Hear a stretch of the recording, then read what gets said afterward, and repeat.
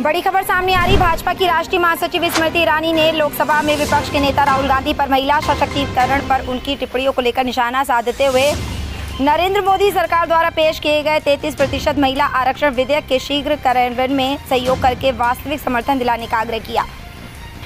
राहुल गांधी ने शनिवार को कहा कि महिलाएं भारत की ताकत हैं और उन्होंने उनसे अपनी पहचान को मुखर करने, अपने अधिकारों के लिए लड़ने और प्रतिसत्तात्मक मानदंडों की चुनौती देने का आग्रह किया। एक्स पर एक पोस्ट में राहुल गांधी ने कहा कि महिलाएं भारत की ताकत हैं, इसकी नींव, इसका वर्तमान और इसका भविष्य आप किसी की नहीं बल्कि सिर्फ अपनी है।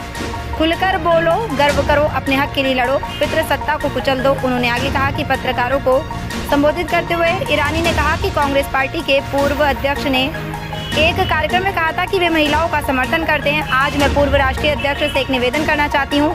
प्रधानमंत्री मोदी ने देश भर में महिलाओं के लिए 33% आरक्षण का कानून पारित किया है, जिससे वे देश की संसद की गरिमा को बढ़ा सकेंगी। प्रधानमंत्री मोदी ने सभी राजनीतिक दलों से इस महिला आरक्षण कानून के शीघ्र कार्यान्वयन में सहयोग करने की अपील की। मैं उनसे विनम्रता पूर्वक अनुरोध करती हूं कि वे प्रधानमंत्री की इस पहल का समर्थन करें, विशेष रूप से महिलाओं के लिए 33% आरक्षण प्रदान करने वाले इस कानून के शीघ्र कार्यान्वयन का, जिससे वे संसद में नेतृत्व की भूमिका निभा सकें। कल राहुल गांधी के छात्रों की गूंज कार्यक्रम दौरान हिंदू धर्म के संबंध में दिए गए बयानों पर प्रतिक्रिया देते हुए भाजपा नेता ने विपक्षी पार्टी से अपने मुख्यालय में राष्ट्रगान वंदे मातरम का पूरा बिना किसी काट छांट के संस्करण गाने का आह्वान किया। स्मृति ईरानी ने कहा कि मुझे इस बात की जानकारी कि कल कांग्रेस नेता के कार्यक्रम में हिंदू धर्म के बारे में टिप्पणी की हुई थी। उन्होंने धर्म का हवाला दिया, इसलिए मैं उस नेता से एक और निवेदन करती हूँ। कांग्रेस मुख्यालय में वंदे मातरम की जिन पंक्तियों को रोका गया था, उनमें वास्तव में देवी दुर्गा का उल्लेख है। माँ दुर्गा, जिनकी हम शक्ति के अवतार के रूप में पूजा करते हैं, उनके सम्मान में कांग्रेस मुख्यालय में वंदे मातरम का पूर्ण पाठ और गायन होना चाहिए। इससे महिलाओं के मुद्दों के प्रति उनकी रुचि और झुकाव स्पष्ट होगा।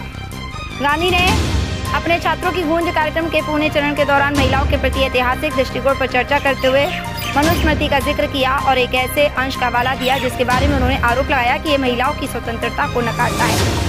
उन्होंने आरोप लगाया कि मनुस्मृति में लिखा है कि बचपन में स्त्री अपने पिता की होती है, यौवन में अपने पति की होती है, जब उसका पति मर जाता है तो वह अपने पुत्रों की हो जाती है। स्त्री को कभी स्वतंत्र नहीं होना चाहिए। ये मनुस्मृति का प्रत्यक्ष उदाहरण है और ये शब्द शर्मनाक है, क्योंकि ये शब्द कभी बोले ही नहीं जाने चाहिए थे। नारी शक्ति वंदन अधिनियम 2023 संसद के दोनों सदनों में पारित हो गया, लेकिन संविधान विधेयक के 17 अप्रैल को लोकसभा में पारित न हो पाने के कारण कार्यान्वयन में प्रगति नहीं हो सकी, क्योंकि इसे उपस्थित और मतदान करने वाले सदस्यों के संवैधानिक रूप से आवश्यक 2/3 बहुमत प्राप्त नहीं हो सका। इस विधेयक में विधानसभाओं में महिलाओं के लिए 33% आरक्षण लागू करने और लोकसभा में परिसीमन का प्रस्ताव रखा गया है।